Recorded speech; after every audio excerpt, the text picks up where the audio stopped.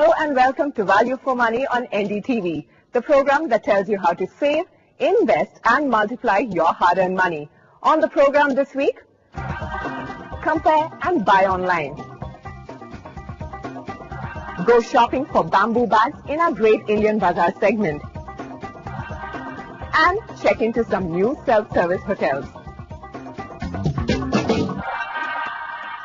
Our top story. If you're a person who loves taking a stroll through the market, check out all the deals on offer and finally make a pick, well, we give you another option right from the comfort of your own home. Online shopping. I logged on to some websites to see what best can I compare and buy online. Meet textile exporter Ravi Sobhani. His business keeps him glued to the computer for most part of the day. With offices across the world, Ravi relies heavily on the internet to make sure clothes are made, color samples approved and consignments delivered. But Ravi also knows how to mix business with pleasure. He takes a break from work by doing what most women like to do all the time, shop. Ravi has been logging on to the internet to shop for over 3 years. And why does he do it? Well, for the simple reason that he can compare prices and buy. Reach and also economics. I think I can compare similar product from many suppliers or sellers, and whichever gives a better deal I can buy from him. Ravi doesn't know it, but he is a part of the online shoppers community which has spent 1,180 crore rupees on virtual buying and selling. The Indian e-commerce industry is on a roll.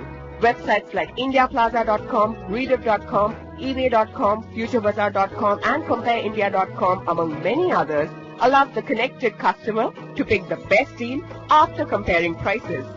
What these websites do is let a person log on, register for free, select products across various categories, compare prices, and finally buy the best deal on offer.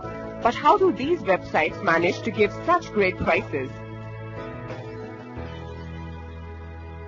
The pricing is decided as a combination of what we think is going to sell it at and what the manufacturer wants us to sell it at, and the margins that we get on offer. So this is typically the combination that we use for pricing. The manufacturer's margin, there are some price restrictions that we cannot sell products at a certain price or below a certain price for certain manufacturers. As those we have to respect. Then there are other things. We think that a particular promotion will help us sell. So we price for a short time that particular product. A decade ago, when e-commerce actually started in our country, one could buy just a handful of products like books or music. But today, the list is long and almost endless. From music to kitchen appliances, from toys to electronics, from jewelry to apparel, one can shop for them all. Just remember to buy from a reputed shopping portal to make sure your credit card details are in safe hands.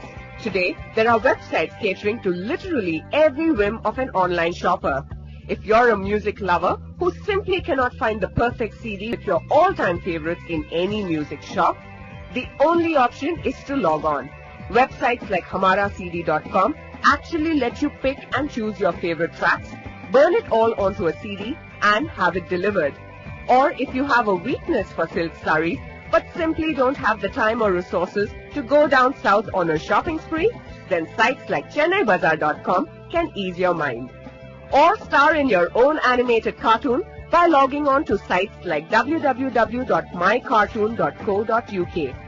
Of course, you have to put shipping costs ranging from 30 rupees to 1000 rupees and wait a week or 10 days to get your delivery. If lost or undelivered, the website should repay your money. As a marketplace, we do not own the supply. However, what we do is we enable various bunches of sellers to come and list on our site, and we ensure that by and large, the most popular sellers